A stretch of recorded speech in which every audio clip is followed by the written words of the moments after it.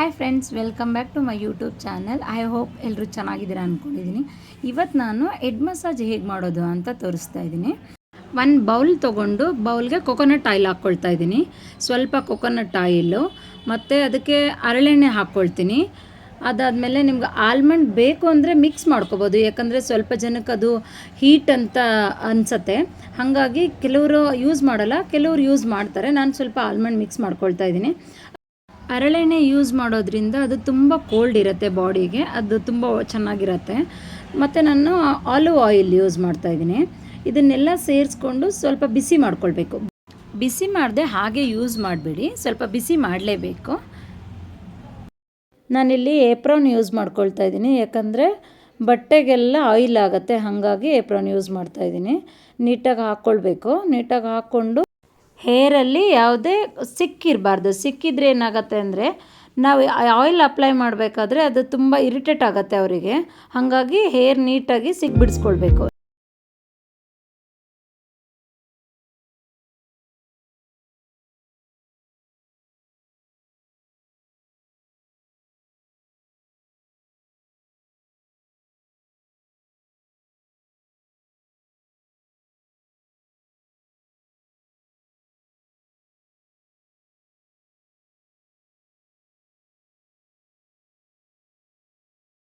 ಸಿಕ್ಕೆಲ್ಲ ಬಿಡಿಸ್ಕೊಂಡಾಯಿತು. ಇವಾಗ ಬಂದು suction wise ಮಾಡ್ಕೋಬೇಕು. ಸಕ್ಷನ್ ವೈಸ್ ಮಾಡಿಕೊಂಡು ಕಾಟನ್ ತೊಗೊಂಡಿದ್ದೀನಿ. ಈ ಕಾಟನಲ್ಲಿ ಬಂದು ನೀಟಾಗಿ ಆಯಿಲ್ ಅಪ್ಲೈ ಮಾಡ್ಕೊಳ್ಬೇಕು. ಸ್ಕ್ಯಾಲ್ಪ್ಗೆ ನೀಟಾಗಿ ಅಪ್ಲೈ ಮಾಡೋದ್ರಿಂದ ಡ್ಯಾಂಡ್ರಫ್ ಎಲ್ಲ ರಿಮೂವ್ ಆಗುತ್ತೆ ಮತ್ತು ಸ್ಕ್ಯಾಲ್ಪ್ ಡ್ರೈ ಆಗಿರುತ್ತೆ. ಆ ಡ್ರೈನೆಸ್ ಎಲ್ಲ ಕ್ಲಿಯರ್ ಆಗುತ್ತೆ. ಸ್ಕ್ಯಾಲ್ಪ್ಗೆ ಅಪ್ಲೈ ಮಾಡೋದ್ರಿಂದ ಇನ್ನೊಂದು ಬೆನಿಫಿಟ್ ಏನಂದರೆ ರೂಟ್ ಗಟ್ಟಿ ಆಗುತ್ತೆ. ಈ ಥರ ಹೆಡ್ ಮಸಾಜ್ ಮಾಡೋದ್ರಿಂದ ರಿಲ್ಯಾಕ್ಸೇಷನ್ ಆಗುತ್ತೆ, ತುಂಬ ರಿಲ್ಯಾಕ್ಸೇಷನ್ ಫೀಲ್ ಆಗುತ್ತೆ ಮತ್ತು ನಿದ್ದೆ ತುಂಬ ಚೆನ್ನಾಗಿ ಬರುತ್ತೆ. ಮತ್ತು ಇನ್ನೊಂದು ಬೆನಿಫಿಟ್ ಏನಂದರೆ ತಲೆನೋವು ಕೂಡ ಕಮ್ಮಿ ಆಗುತ್ತೆ. ಇದು ಆಯಿಲ್ ಮಸಾಜ್ ಮಾಡೋದ್ರಿಂದ ಬ್ಲಡ್ ಸರ್ಕ್ಯುಲೇಷನ್ ತುಂಬ ಚೆನ್ನಾಗಾಗತ್ತೆ. ಹಾಗಾಗಿ ತಲೆನೋವು ಕೂಡ ಕಮ್ಮಿ ಆಗುತ್ತೆ. ತುಂಬ ತಲೆನೋವು ಇರೋರು ಹೆಡ್ ಮಸಾಜ್ ಮಾಡಿಸ್ಕೊಂಡ್ರೆ ರಿಲ್ಯಾಕ್ಸೇಷನ್ ಫೀಲ್. ಹೆಡ್ ಮಸಾಜ್ ಮಾಡೋದ್ರಿಂದ ಹೇರ್ ಗ್ರೋತ್ ಕೂಡ ತುಂಬ ಚೆನ್ನಾಗಾಗುತ್ತೆ. ಹಾಗಾಗಿ ಅಟ್ಲೀಸ್ಟ್ 15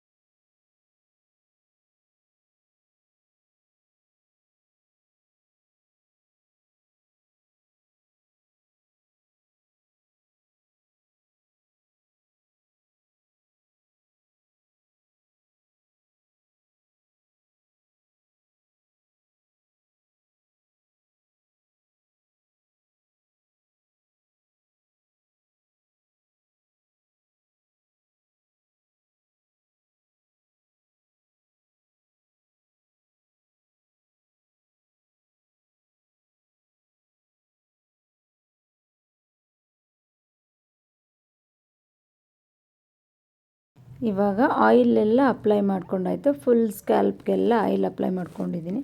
ಇವಾಗ ಬಂದು ಮಸಾಜಿಂಗ್ ಸ್ಟಾರ್ಟ್ ಮಾಡ್ತಿದ್ದೀನಿ. ಸ್ವಲ್ಪ ನಿಧಾನಕ್ಕೆ ರಿಲ್ಯಾಕ್ಸೇಷನಲ್ಲಿ, ತುಂಬ ಪ್ರೆಷರ್ ಕೊಟ್ಟು ಮಾಡಬಾರ್ದು, ತುಂಬ ಸ್ಲೋ ಆಗು ಮಾಡಬಾರ್ದು. ನಿಧಾನಕ್ಕೆ ಬರೀ ನಾವು ಫಿಂಗರ್ ಟಿಪ್ಸ್ ಬರುತ್ತಲ್ಲ, ಆ ಟಿಪ್ಸಲ್ಲೇ ಮಾಡಬೇಕು. ಪ್ರೆಷರ್ ಪಾಯಿಂಟ್ ಎಲ್ಲೆಲ್ಲಿ ಬರುತ್ತೆ ಅಂತ ನೋಡಿಕೊಂಡು ನಿಧಾನಕ್ಕೆ ರಿಲ್ಯಾಕ್ಸ್ ಆಗೋ ಥರ ನಾವು ಮಸಾಜ್ ಕೊಡ್ತಾ ಹೋಗಬೇಕು. ಅಟ್ಲೀಸ್ಟ್ ಒಂದು ½ ಆದರೂ ಈ ಥರ ಮಸಾಜ್ ಕೊಡಬೇಕು.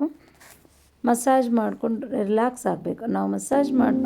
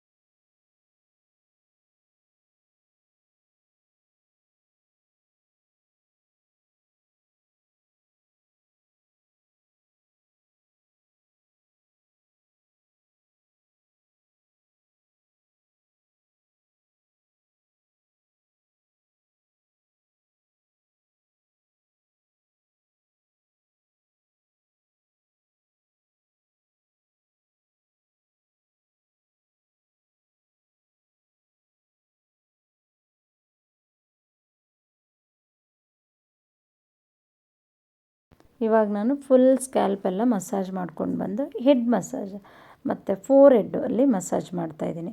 ಫೋರ್ ಹೆಡ್ಡಲ್ಲಿ ಯಾಕೆ ಅಂದರೆ ಅಲ್ಲಿ ಬಂದು ಮಸಾಜ್ ಮಾಡಿದಾಗ ತಲೆನೋವು ಕಮ್ಮಿ ಆಗುತ್ತೆ, ರಿಲ್ಯಾಕ್ಸ್ ಆಗುತ್ತೆ ಅಂತ ನಾನು ಬಂದು ಸ್ಟೀಮ್ ಕೊಡ್ತಾಯಿದ್ದೀನಿ ಇವಾಗ.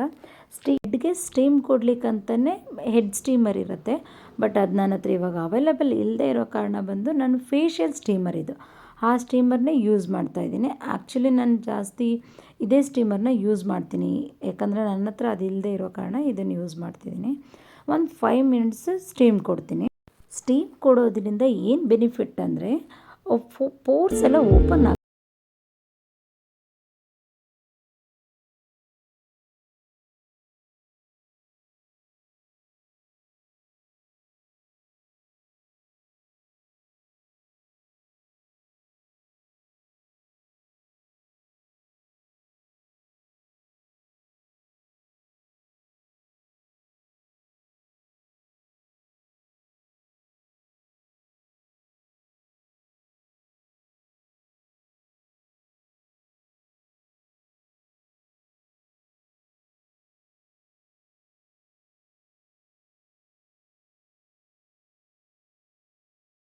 5 ಮಿನಿಟ್ಸ್ ಸ್ಟೀಮ್ ಕೊಟ್ಟಿದ್ದೀನಿ. ಸ್ಟೀಮ್ ಎಲ್ಲ ಮುಗೀತು ನೋಡಿ. ಈ ಥರ ಮಾಡೋದ್ರಿಂದ ಹಿಂಗೆ ಸ್ವಲ್ಪ ಸ್ವಲ್ಪ ಹೇರ್ ತೊಗೊಂಡು ಪುಲ್ ಮಾಡೋದ್ರಿಂದ ಏನಾಗುತ್ತೆ ಅಂದರೆ ಹೇರ್ ಫಾಲ್ ಕಂಟ್ರೋಲ್ ಆಗುತ್ತೆ. ಹಾಗಾಗಿ ಈ ಥರ ಮಸಾಜ್ ಯೂಸ್ ಮಾಡ್ತಾರೆ.